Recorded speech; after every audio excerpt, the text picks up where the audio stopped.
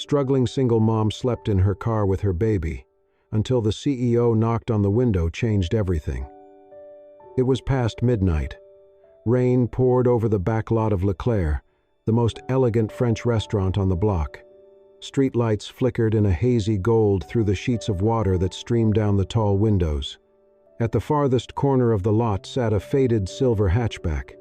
Its paint was dull, its windows fogged with breath and streaked with grime, barely visible through the storm. Inside, Maya, 26, blonde hair tied loosely at her neck, sat in the driver's seat with her daughter in her arms. Her hoodie was thin and damp, shoulders darkened with rain. The child, Lena, only 3, wore a wrinkled pink dress and clutched a threadbare teddy bear missing an ear. She trembled even in sleep, coughing softly now and then. This was their 3rd night sleeping in the car. There was nowhere else to go. No family, no friends left to call. Maya had been fired from Leclerc that afternoon for quietly wrapping a leftover roll in a napkin to bring home. She hadn't argued. The manager's eyes had already decided for her. Rules were rules, but mothers were mothers. Now, in the dim glow of a distant light post, Maya held Lena closer, pressing her lips to the child's damp hair. She whispered a lullaby, soft, cracked, almost lost beneath the patter of rain. Slowly, Lena's breathing steadied. When she was sure the little girl had drifted off, Maya reached for her canvas bag. From it, she drew a folded piece of paper and an old pen that had lost its cap. She placed the paper on her knee, hands trembling from the cold. Under the weak light spilling through the window, she began to write. "I'm not asking for another chance. I only hope you'll let me wash dishes in the mornings so I can buy milk for my daughter. Please read this before throwing it away." She stared at the words for a long time, then folded the letter neatly and smoothed the edges. Her plan was simple. When Lena was deeply asleep, she would sneak to the back door and slide it under. She didn't expect an answer, only mercy. She leaned back, resting her head against the seat. The rain blurred the lights outside into golden streaks. Her reflection shimmered faintly on the window, young, tired, unremarkable. Her world had grown small enough to fit between 2 seats. Lena whimpered in her sleep. Maya rubbed her back gently, humming again. And then, knock, knock. A sharp sound against glass. Maya froze. Her breath hitched, pulse pounding in her ears. She tightened her arms around Lena and reached for her bag. The pepper spray she kept there was old, maybe useless, but it was all she had. Slowly, she turned her head. A tall figure stood outside the driver's window. A long black coat clung to his shoulders, rain sliding off the fabric. He held an umbrella, angled to shield them both from the downpour. His face was hidden in shadow, distorted by the water running down the glass. He didn't move, didn't knock again. With deliberate calm, he reached up and pushed back the hood of his coat. His face came into view, sharp lines, dark hair plastered to his forehead, eyes steady and unreadable, not cold, not cruel, just aware. He bent slightly, leveling his gaze with hers through the rain. When he spoke, his voice was low but clear, almost blending with the storm. "I'm sorry for startling you," he said. "I'm not security." A pause. "I own the restaurant. Julian Mercer." The name hit her like a drop of ice. She had never seen him before, only heard whispers from other staff about the mysterious owner who visited late at night, always alone. She didn't speak. Her grip on Lena tightened unconsciously. Julian glanced toward the back seat. His eyes softened slightly when he saw the child asleep, her cheek flushed with warmth, the bear still in her grasp. He didn't look disgusted. He didn't look pitying. Just still, listening. Outside, rain hammered against the pavement. The umbrella trembled slightly in his hand. Finally, he spoke again, quieter this time. "I think," he said, "I need to hear the rest of the story." Maya's lips parted, but no words came out. She only stared, unsure whether this was mercy or another test she was bound to fail. But in Julian's eyes, beneath the exhaustion, beneath the storm, There was something she hadn't seen in weeks. Not charity, not curiosity. Recognition. The kind that comes from someone who stood in the same rain before. Julian didn't leave. He didn't call security or demand she move the car. He just stood under the downpour, silent, his face unreadable beneath the rain and dim streetlight. Inside the hatchback, Maya's heart pounded. She kept her arms tight around Lena, asleep against her chest, fingers curled into the fabric of her hoodie. Her free hand hovered near her bag, near the pepper spray she hadn't used in years. She didn't move. Neither did he. Finally, Julian spoke. "Are you really staying out here all night?" His voice was calm, not cold. "It's dropping below 30. Maya didn't answer. Her eyes stayed fixed on him. "I'm not here out of pity," he added, lowering his umbrella a little. Rain soaked into his coat. "And I'm not here to save anyone." A pause. "I just had one night like this too, when I was 14. He didn't explain further. Something in his voice softened the tension in her shoulders. Julian turned, walked a few steps to the building's side, and unlocked a narrow metal door beneath a small overhang. Warm light spilled out, casting steam-like shadows into the rain. He didn't turn fully, just pointed inside. "There's a sofa in the break room. Not much, but dry. I'll lock the door after you're in." Still, he didn't come closer. Maya looked at Lena, cheeks flushed from the cold, breath shallow against her chest, then back at Julian. He waited. She moved carefully, not waking Lena, and opened the car door. One hand shielded her daughter's head from the rain, the other gripped her bag. Her hoodie soaked through instantly. Julian stepped back, holding the umbrella between them. She passed silently into the light. He didn't follow. But when she glanced back, his face, lit by the glow inside, held no judgment, only something quiet, familiar. Inside, the kitchen was still. Stainless counters reflected the warm overhead lights. The smell of rosemary and old lemons lingered. Julian nodded toward a small room off the hallway. It held a sofa with a folded apron, a shelf of mugs, and a faded calendar. It wasn't much, but it was warm, safe. He placed a towel, a bowl of soup, and a bottle of heated water on the table. "I'll be back before the morning shift." Around 5. He turned to go. "Thank you," Maya whispered. He gave a slight nod and disappeared down the hall. The soft click of the outer lock echoed behind him. Maya laid Lena down gently, covering her with a clean chef's coat she'd found nearby.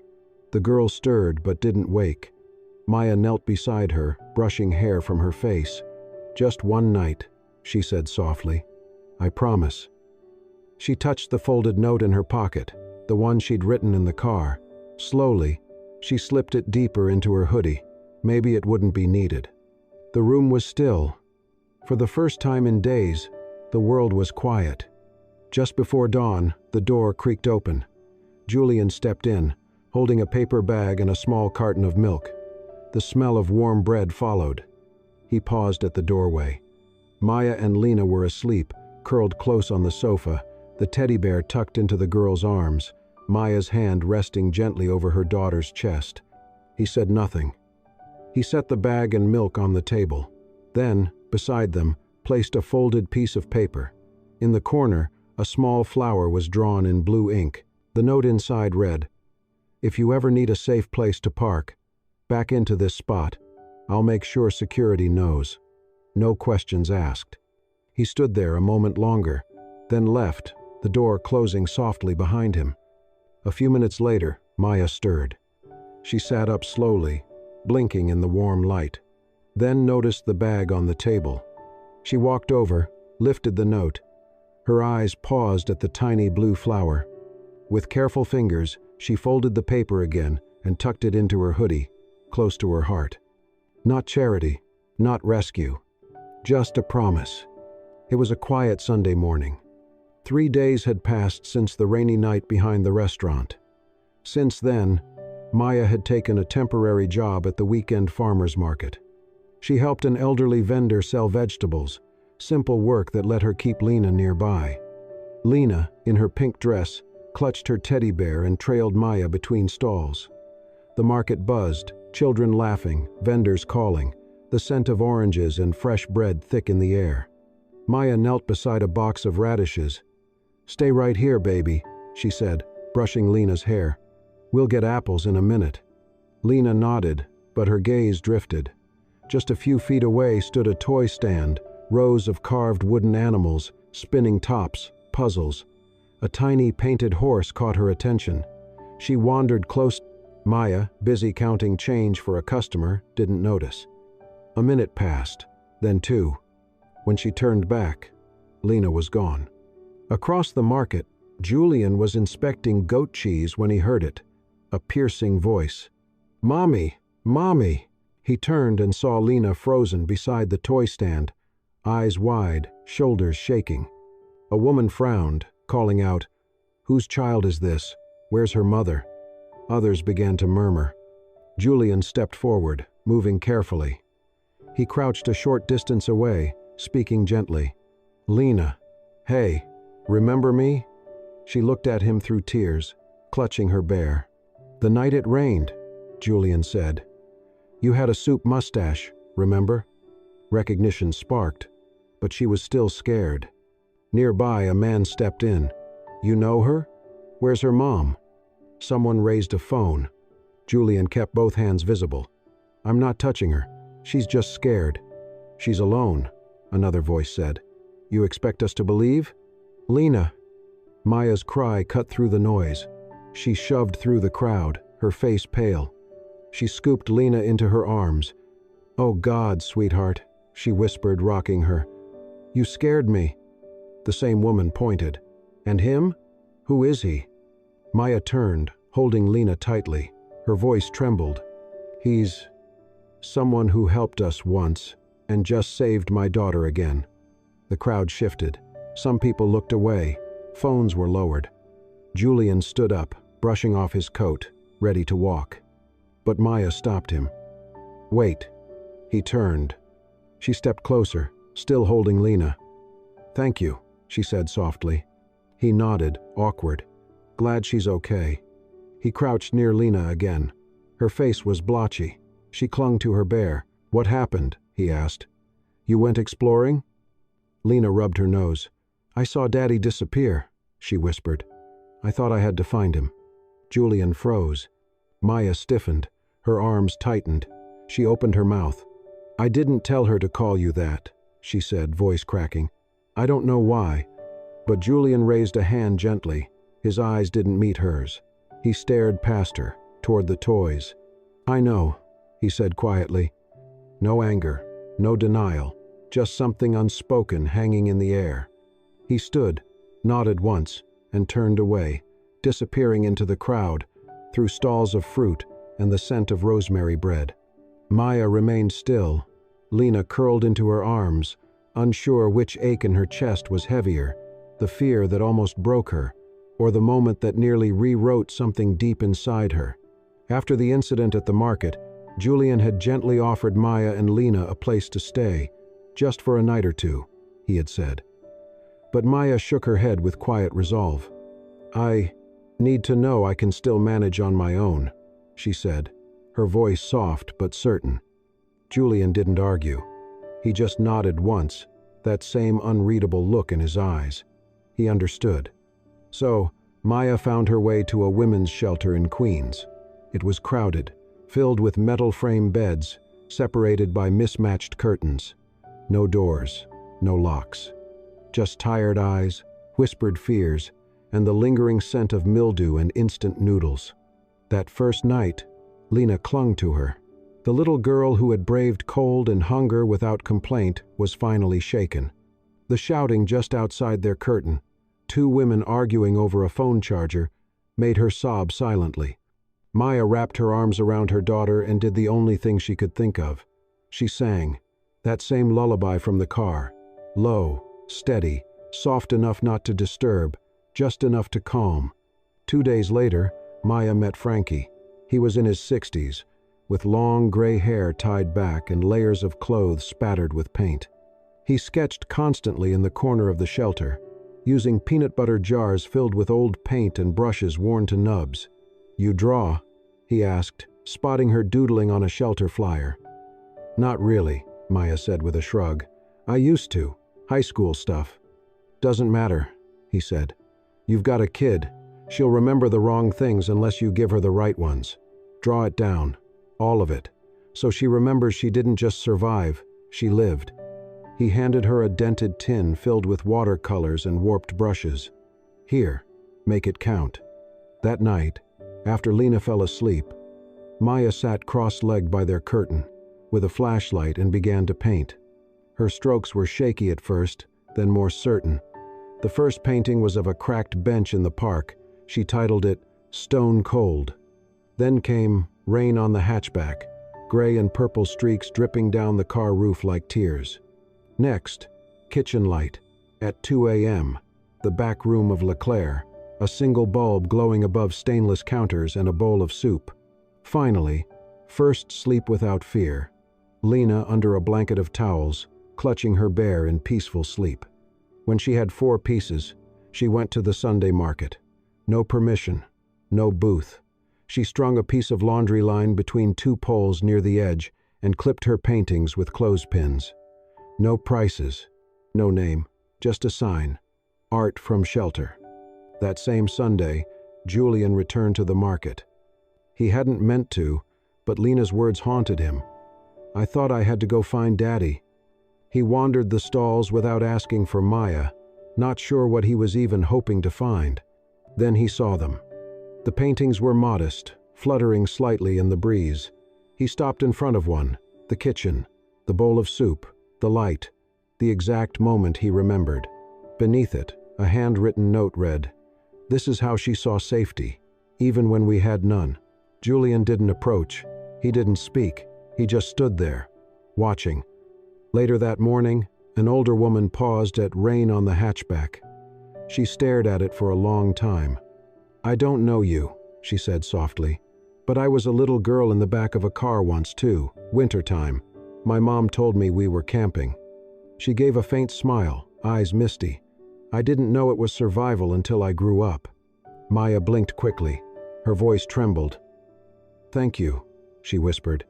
"Thank you for seeing it." The woman nodded.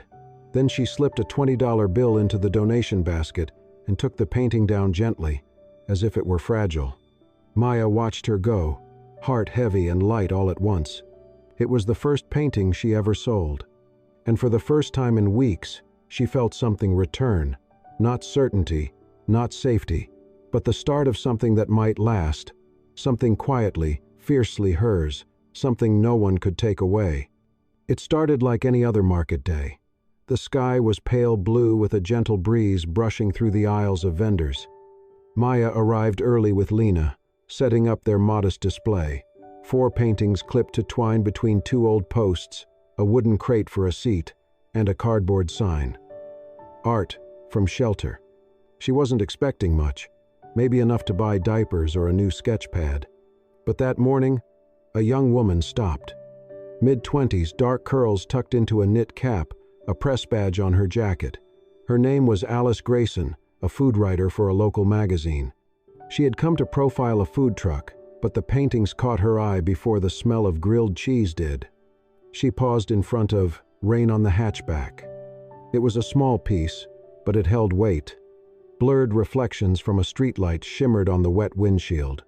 Inside, 2 faint figures, one holding the other, huddled together in the front seat. It was quiet. Private. Devastatingly tender. Alice said nothing. She didn't ask who the artist was. She took a photo, then walked away. That evening, she tweeted it. "A mother's shelter. A child's view. Art should break you, then build you." She hadn't meant for it to go viral, but it did. Within a day, it had over 20,000 retweets. People shared stories of sleeping in cars, of single motherhood, of fighting to stay warm. Art critics reposted the image, calling it the year's most unfiltered portrait of motherhood. Comments poured in. "She painted what I lived. I've never seen it shown so honestly. That's not just a painting. It's a memory I've never been able to explain. Who is this artist? Where is she now? Eventually someone found her name, Maya Dawson, and a photo of her crouched beside Lena at the market. The child's wrinkled pink dress and worn teddy bear became symbols overnight. Admiration came fast, but it never comes alone. In Alice's article there was a single line. Maya, once a dishwasher at Leclerc, says she painted from memories of her time in the kitchen. It was enough. Within hours, headlines twisted the story. Luxury restaurant fired homeless mom turned art sensation. Leclerc chef let starving mother sleep in parking lot. Suddenly, Maya was everywhere. Journalists showed up at the shelter. Influencers messaged asking to collab. Some called her brave. Others accused her of faking it. A few questioned the paintings themselves. Were they staged for sympathy? Julian saw it all. He read the articles, scrolled past the comments, watched a grainy clip of Maya flinching as someone shoved a camera in her face while she tried to lift Lena. At first, he said nothing. He didn't want to overshadow her. Maya had never wanted rescuing. But when a blogger posted an article titled, "From Sob Story to Street Artist, Authentic or Opportunist," with a photo of Maya painting mid-stroke, Julian knew it was time. He logged into Leclerc's official account. His hands hovered above the keyboard before typing. She never asked for help. She never sold her pain. She only asked for a way to keep her daughter warm and fed. I stayed silent to honor her dignity, not because I was ashamed. Julian Mercer. The post didn't trend, but it reached the ones who needed it. That evening, at a bus stop, Maya sat with Lena asleep in her lap, her cracked phone in hand. She didn't care about the views or comments. She read Julian's words, then read them again. Her eyes welled up, not because someone had defended her, but because, for the first time, someone understood the line between surviving and performing. Someone saw her, not just the hardship, not just the headlines, but the quiet courage behind it. And that kind of recognition was rare. After her paintings went viral, Maya was overwhelmed with offers, gallery invitations, exclusive contracts, art school scholarships. She received emails from agents, curators, even a foundation in Berlin. But she hesitated. The fame felt like it belonged to someone else, not to a woman who still shared a bunk bed in a shelter with her daughter. She declined most of the invitations. The only one she accepted was a small community exhibition raising funds for homeless women. No spotlight, just purpose. Then came Evelyn. Confident, eloquent, dressed in sleek black and gold jewelry, she approached Maya after a local event and introduced herself as an art manager with an eye for the next big thing. Evelyn promised her studio space, international exposure, collectors with deep pockets. "Your story sells," she said. "Let's turn it into something more." Maya smiled, polite but cautious. Something about the pitch felt off, not wrong, just disconnected. She told Evelyn she'd think about it. A week later, buried between commercial emails and media inquiries, Maya found something different. An envelope. No return address, no logo, just a childlike scrawl. Inside, a handwritten note in blue ink. "You're the reason I didn't run away from home last night. I'm 15. I used to sleep in the car with my mom too. Thank you for showing me it gets better." Maya's fingers trembled. She pressed the letter to her chest, then gently folded it and slid it between the pages of her sketchbook, a silent amulet, proof that truth reached where cameras couldn't. She didn't need Evelyn's version of fame, but Evelyn didn't take rejection kindly. Within days of Maya turning down her offer, rumors began to spread. Online posts accused Maya of plagiarizing her painting "Rain on the Hatchback" from a French photographer's black and white photo. Anonymous blogs claimed she had faked her homelessness to manipulate public sympathy. Screenshots circulated. Comment sections exploded. "She's a fraud." Her tears were rehearsed. Real homeless people don't paint like that. Overnight, the tone changed. Half the internet still supported her. The other half wanted her erased. Her scheduled exhibition was quietly canceled. Sponsors pulled out. Emails went unanswered. Julian called, twice, then a third time. Maya saw his name but didn't answer. She wasn't ready for more sympathy. Or worse, pity. That night, after Lena fell asleep in the narrow cot beside her, Maya sat in silence at the corner of their small room.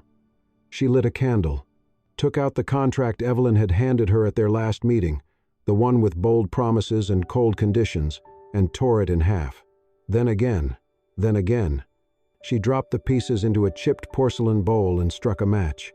The paper curled inwards like a dying leaf. Smoke rose gently. "Mama?"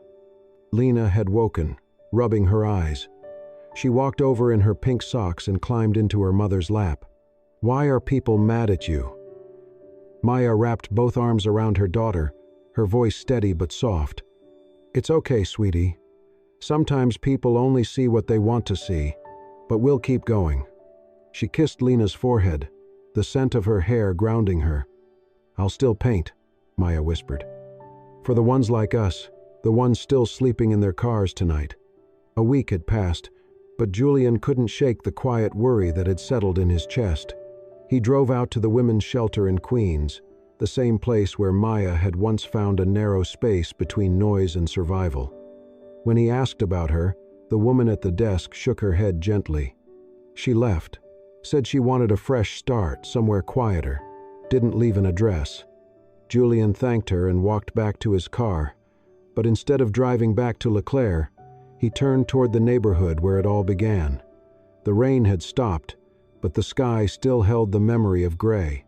Behind the restaurant, the parking lot looked mostly unchanged. The same cracked pavement, the same dim yellow lights. But in the farthest corner, surrounded by weeds and forgotten signs, sat a familiar shape, rusted, sunken slightly, windows fogged over with time, the hatchback. Julian stepped closer. The car had clearly been towed and dumped, abandoned like a piece of furniture no one wanted.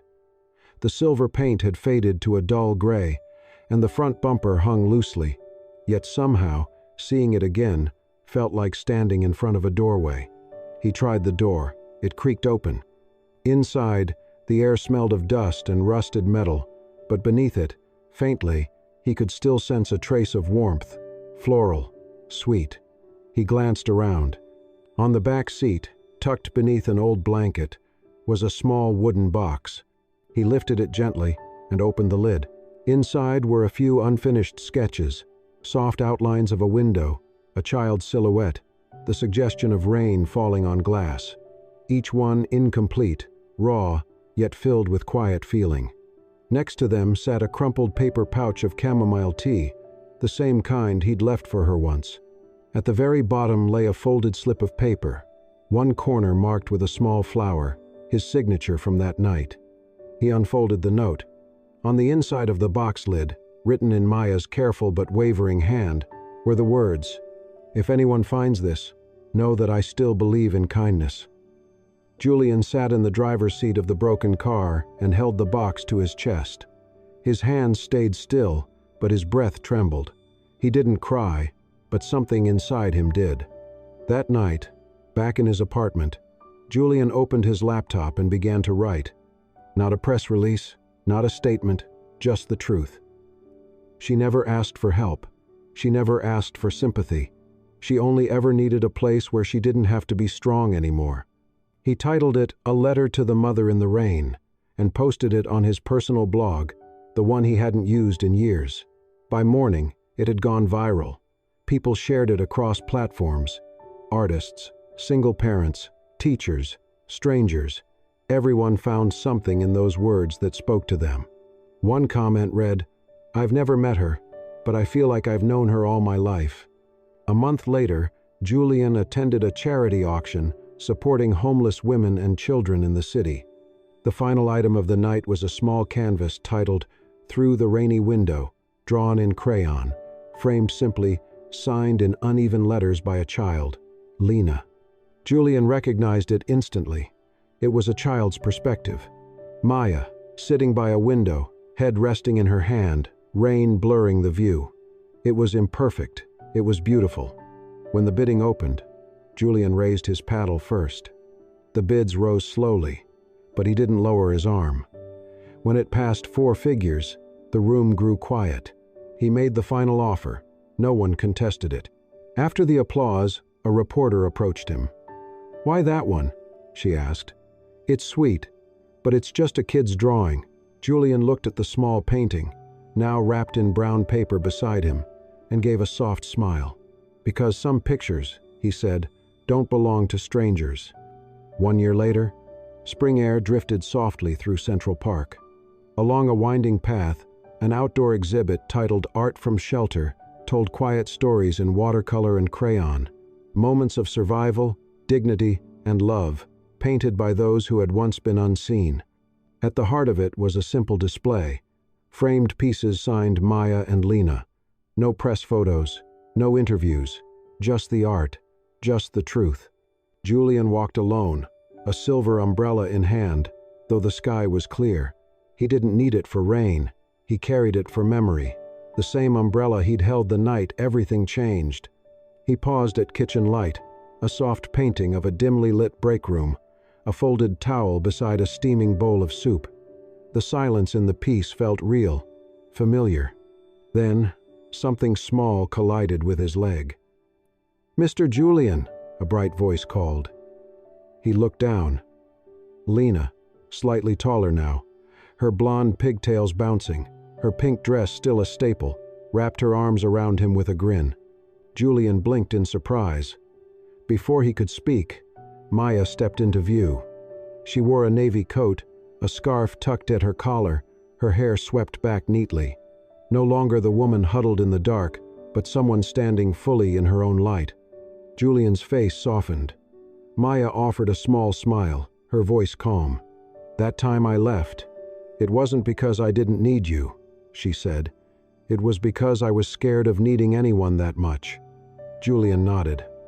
"Maybe I waited too long for someone to come back," he said. "But this time, I brought something we never finished." He reached into his coat and took out a small paper box. Inside was a delicate chocolate tart, filled with smooth lavender cream. The scent was subtle, but unmistakable. Maya's hand covered her mouth. "You remembered. You told me you were making it when you found out you were pregnant," he said. "Then everything changed. So, I looked for the recipe. I tried 5 versions. This was the 6th. He held it out with a modest shrug. "I'm not an artist, but feelings deserve sweet endings too." She laughed through her tears. Lena leaned over and gasped. "Now the cake has all the flavors, right, Mommy?" Maya smiled down at her. "It really does." The sun dipped behind a cloud, and a gentle flurry of snow began to fall. Out of season, quiet, soft. Julian opened the silver umbrella and held it above all 3 of them. Then he pulled a notebook from his coat pocket. On the first page, he carefully pressed a crayon drawing, a child's sketch of a family under one umbrella. On the next page, in his own handwriting, were the lyrics to a lullaby, the same one Maya had sung that night in the car. He said nothing. She said nothing, but their silence was full. As the lights of the exhibit flickered against the falling snow, a quiet voice closed the chapter. No one is truly invisible when someone remembers them with a song. If this story touched something in you, if it reminded you that quiet kindness still matters, that resilience can wear the soft face of a mother in the rain, don't let it end here. Hit that subscribe button and smash the hype to support soul-stirring stories, where we bring you tales that lift the heart and leave you thinking long after the screen fades to black. There are more stories waiting to be heard, and maybe, just maybe, they'll help you feel a little less alone in the world. Thanks for watching. We'll see you in the next story.